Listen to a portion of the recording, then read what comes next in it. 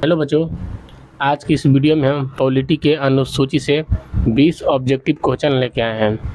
अगर वीडियो अगर अच्छा लगता है तो लाइक कीजिए, सब्सक्राइब कीजिए और लोगों के पास शेयर कीजिए। अगर वीडियो अच्छा नहीं लगता है तो स्किप कर कर चले जाइएगा, लेकिन एक बार वीडियो को ज़रूर देखें। अगर ये वीडियो को देख लेते हैं एक बार तो हमें नहीं विश्वास है कि अनुसूची से आपके कोई भी एग्जाम में क्वेश्चन फंसेगा, चाहे वो बिहार पुलिस हो या बिहार दरोगा हो या बिहार एसएससी हो या कोई भी एग्जाम हो, स्टेट या कोई भी एग्जाम हो, आपको अनुसूची से दिक्कत नहीं होगा। क्योंकि हम 20 क्वेश्चन में ऑब्जेक्टिव के साथ साथ सब्जेक्टिव भी कवर कर देंगे पूरा। तो बिना टाइम गंवाए देखते हैं और चालू करते हैं। ठीक है, पहला क्वेश्चन कर रहा है कि भारतीय संविधान में प्रारंभ में कुल कितनी अनुसूचियां थी। अगर भारतीय संविधान की बात करते हैं तो शुरुआती दौर में अनुसूची की संख्या 8 थी। वर्तमान में कितना है तो 12 है। बात करते हैं कि जब संविधान लागू हुआ था उस समय अनुसूची की संख्या 8 थी, लेकिन वर्तमान में अनुसूची की संख्या कितना है तो 12 है। मूल संविधान कहने का मतलब क्या हुआ कि जब संविधान लागू होता तो संविधान कब लागू हुआ था तो 26 जनवरी 1950 को संविधान लागू हुआ था। उसे हम क्या कहते हैं, मूल संविधान कहते हैं। आ गया समझ में। तो मूल संविधान में कितना अनुसूची थी तो 8, अभी कितना है तो 12 है। आगे समझ में, आगे बढ़ते हैं। यानी पहला का ऑप्शन का होगा तो पहला का ऑप्शन ए होगा। ठीक है, दूसरा नंबर क्वेश्चन कर रहा है कि वर्तमान में भारतीय संविधान में कुल कितनी अनुसूचियां हैं। तो अभी कितना है वर्तमान में तो वर्तमान में कितना है तो 12 है। ऑप्शन का होगा सी हो गया। तीसरा नंबर क्वेश्चन कर रहा है प्रथम अनुसूची का संबंध है, यानी प्रथम अनुसूची में क्या कहा गया है, इसमें क्या संबंध है।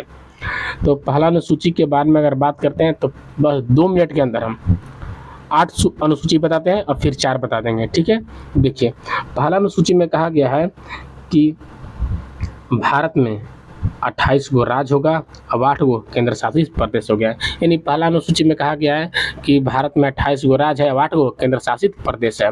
और उसमें क्या कहा गया है कि 28 राज्य के क्षेत्रफल की जानकारी दिया गया है, किस राज्य से लगा है उसकी जानकारी दिया गया है, सीमा की लंबाई कितनी है उसकी जानकारी दिया गया है। मैंने प्रथम अनुसूची में 28 राज्य के नाम, 8 गो केंद्र शासित प्रदेश के नाम, 28 को राज्य के क्षेत्रफल की जानकारी, 8 गो केंद्र शासित प्रदेश के क्षेत्रफल की जानकारी, मैंने यही सब के बारे में बताया गया है। ठीक है, तो पहला अनुसूची तो क्लियर होगा। अब दूसरा अनुसूची की बात करते हैं। तो दूसरा अनुसूची में कहा गया है कि भिन्न भिन्न पदाधिकारियों की वेतन की चर्चा। पदाधिकारी जो लोकसभा में जाते हैं, राज्यसभा में जाते हैं, विधानसभा में जाते हैं, विधान परिषद में जाते हैं, इनकी वेतन की चर्चा है, वेतन भत्ता की चर्चा या पेंशन की चर्चा, वेतन भत्ता और पेंशन की चर्चा है। ठीक है, अधिकारी के मतलब होता है सरकारी नौकरी, लेकिन पदाधिकारी के मतलब होता है का तो जो चुनाव के द्वारा लोकसभा या राज्यसभा, विधानसभा या विधान परिषद में जाते हैं। आगे समझ में, अनुसूची 3 में कह रहा है, अनुसूची 3 में कह रहा है भिन्न भिन्न पदाधिकारियों की शपथ की चर्चा है। क्या है, शपथ की चर्चा है। लेकिन एक बात यहाँ ध्यान रखिएगा कि अनुसूची में राष्ट्रपति, उपराष्ट्रपति और राज्यपाल की शपथ की चर्चा नहीं है। राष्ट्रपति, उपराष्ट्रपति और राज्यपाल की शपथ की चर्चा नहीं है। अनुसूची 4 में कहा गया है, अनुसूची 4 में कहा गया है राज्यसभा में सीटों की संख्या, राज्यसभा में सीटों की संख्या किस राज्य से कितना सदस्य राज्यसभा में जाएंगे इसके बारे में बताया गया है। यानी राज्यसभा में सीटों की संख्या या राज्यसभा में सीटों का आवंटन। अनुसूची कितना में है तो 4 में है। ठीक, अनुसूची 5 के बारे में बात करते हैं। तो अनुसूची 5 में कहा गया है कि अनुसूचित जाति और अनुसूचित जनजाति के प्रशासन के बारे में बताया गया है। अनुसूचित जाति और अनुसूचित जनजाति के प्रशासन के बारे में बताया गया है अनुसूची 5 में। अनुसूची 6 में कहा गया है कि पूर्वोत्तर भारत के 4 राज्य असम, मेघालय, त्रिपुरा, मिजोरम में जनजाति प्रशासन की चर्चा है। पूर्वोत्तर भारत के 4 राज्य हो गया, असम, मेघालय, त्रिपुरा, मिजोरम में जनजाति प्रशासन की चर्चा के बारे में बताया गया है। ठीक, अनुसूची 7 के बारे में बात करते हैं। तो 7 में कहा गया है कि शक्तियों का विभाजन। शक्तियों का विभाजन कहने का मतलब क्या हुआ, तो केंद्र का सरकार की शक्ति अलग होता है, राज्य सरकार की शक्ति अलग होता है, मैंने शक्तियों का विभाजन के बारे में बताया गया। और शक्ति 3 प्रकार का होता है, शक्ति 3 प्रकार, संघ सूची, राज्य सूची और समवर्ती सूची। संघ सूची 7 में बताया गया केंद्र सरकार और राज्य सरकार के बीच शक्ति का बंटवारा यानी शक्ति का विभाजन। तो यहाँ पर शक्ति को 3 भाग में बांटा गया है। पहला है संघ सूची, संघ सूची,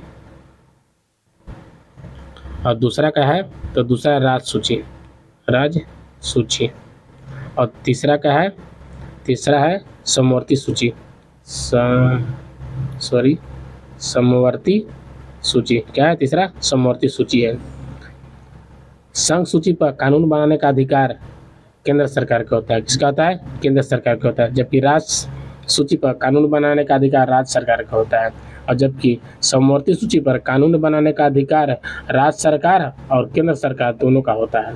आगे समझ में, यानी संघ सूची पर कानून बनाने का अधिकार केंद्र सरकार का है, राज्य सूची पर कानून बनाने का अधिकार राज्य सरकार का है, और समवर्ती सूची पर कानून बनाने का अधिकार केंद्र सरकार राज्य सरकार दोनों का है। ठीक है। अब 8 में क्या है, तो 8 में भाषा की चर्चा है।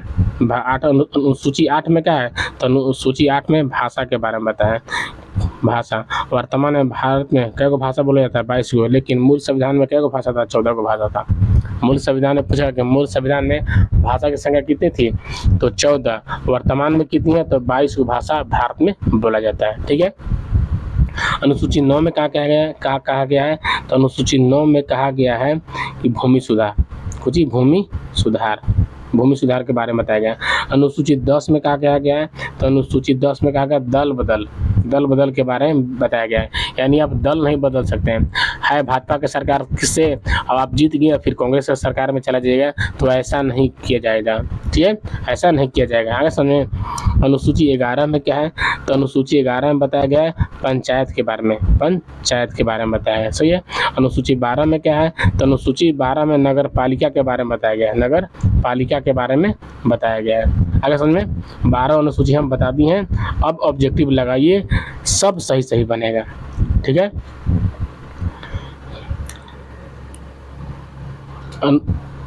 क्वेश्चन दूसरा कर रहा है, वर्तमान में भारतीय संविधान में कुल कितने अनुसूचियां हैं, तो कितने अभी हैं, तो अभी हैं 12। तीसरा नंबर क्वेश्चन कर रहा है, प्रथम अनुसूची का संबंध किससे है, तो प्रथम अनुसूची का संबंध अभी तुरंत बताएं कि राज्य और केंद्र शासित प्रदेश से चर्चा। ऑप्शन का होगा, बी होगा।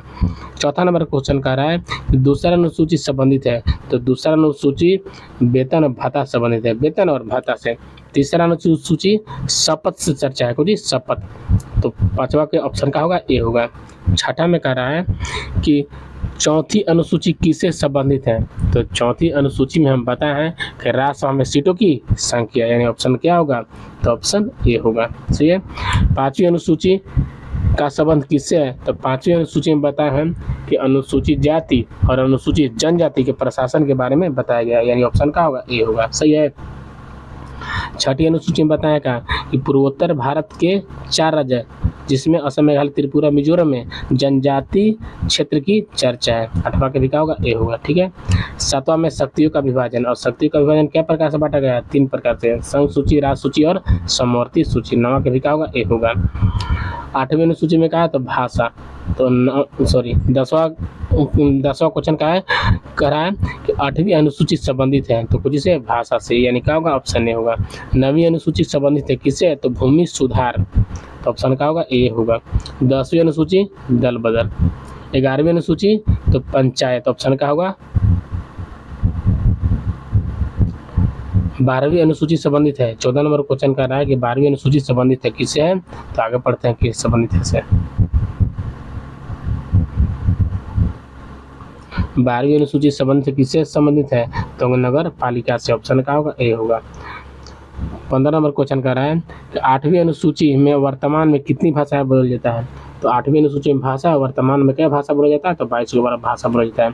10वीं अनुसूची को कह रहा है कि संविधान संशोधन द्वारा जोड़ा गया है, तो 10वीं अनुसूची को 92वां संविधान संशोधन द्वारा जोड़ा गया है। कब, 1985 में। 1985 में, सुनो ध्यान से। जिसमें नवी अनुसूची को पहला संविधान संशोधन 1952 द्वारा जोड़ल गेल है।